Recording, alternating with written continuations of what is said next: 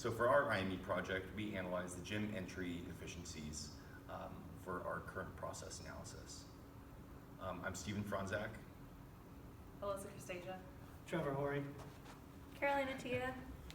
And Aguayo, who is not pictured. So the problem that we identified lies with the gym entry hand scanners. So ASI wants to improve the entry rate of Cal Poly students into the gym. The hand scanners present a problem because they might take students a while to gain entrance to the gym, which can be frustrating and a waste of time. A major symptom showing this is that students complain that they would wait too long to get into the gym to start their workout. And another symptom is that students have commented that they believe one of the machines runs slower than the others. So for our cause and effect diagram, all of the causes lead to the main effect, which is slow entry times. So in the measurement cause, we have keypads delay in the number input, and in the material cause, we have that there is not enough machines. In the method cause, we have people placing hands on the scanner before the scanner is ready, or that the incorrect hand placement / needing to measure their hands several times. In the environment, we have the high volume of people during peak times in the gym can cause machines to run slower. In the manpower cause, we have people not remembering their key code / having to re-input their code. And in the machine cause, we have that machines seem to run slower on average. So here's our data collection sheet. We actually conducted a survey with all 7 possible causes, and we asked all the subjects that were within our study to tell us what they think is the cause behind it. And as you can see, there are 2 that are very high frequency, and that is higher volume people during high stress peak hours, as well as one machine seems to be slower on average than the other. And the other ones kind of taper off as you go down the list. So on the far left is a Pareto chart with showing the cumulative function as they add up to 100%, as well as the overall frequency of each cause of problem. So repeating, these are the top 2 problems that the survey came across. And here's our experimental design. There are 3 machines that operate separately within the gym entrance. And each of them we wanted to isolate, so we were able to take 30 subjects from each machine at both peak and non-peak hours. So that would add up to a total of 180 entries. And we created 2 different time intervals. The first one was the completion of the code to entry time. So that's after the code has already been completed and the hand has been inserted. We'll track that time as well as the total overall time it takes from number entry to total entry. So for our hypothesis testing, we had 2 separate ones. This is our first. For this hypothesis test, the null is that the mean code to entry processing time for all 3 hand scanners at the rec center are equal regardless of the time of day, and our alternative hypothesis is that at least one mean code to entry time differs between the hand scanners at the rec center regardless of the time of day. We set our significance at 5%, and then we collected some data. This is what the hand scanners look like.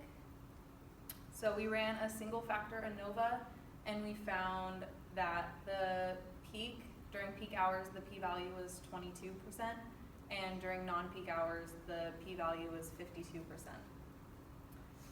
Both p-values for the peak and non-peak hours were greater than our significance, which was 5%, and therefore we failed to reject the null hypothesis that the mean code to entry processing time for all 3 hand scanners are equal regardless of the time of day.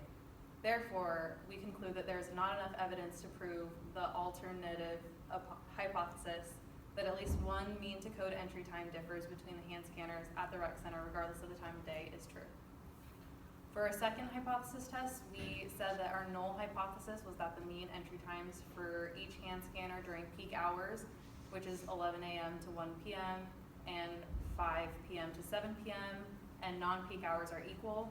Our alternative hypothesis is that at least one or more mean entry time differs for the hand scanners during peak hours and non-peak hours. Again, we set our significance to 5% and we collected data. We ran a single factor ANOVA, and the p-value we got was 46%, which is much greater than our alpha, which was 5%. Therefore, we failed to reject the null hypothesis that the mean times for each hand scanner during peak hours and non-peak hours are equal. Therefore, we conclude that there is not enough evidence to prove the alternative hypothesis that at least one mean entry time differs for hand scanners during peak and non-peak hours is true. So, based on our analysis and our conclusions, we wanted to give some recommendations of how to make the process to get into the gym a bit more quicker. So, we came up with two main recommendations. The first one would be to shorten the length of the code. So, we would shorten it to 5 digits, which makes it easier to remember for the students and make that process required for the time entry much quicker. And the second would be to include some visual aids. So the use of visual aids would recommend how to use the machines, and that would effectively clear any misconceptions from any students who don't know how to actually input their code. Or maybe it's their first time going to the gym, so this would effectively help them get into the gym much more quickly. But these are only more cost-effective solutions. If we wanted to do an optimal solution, we would really like to implement a thumbprint. The reason we'd want to implement a thumbprint is because it would remove the use of the code as well as the hand scanner portion. It would be a lot quicker to just place your thumb and then scan it and enter the gym.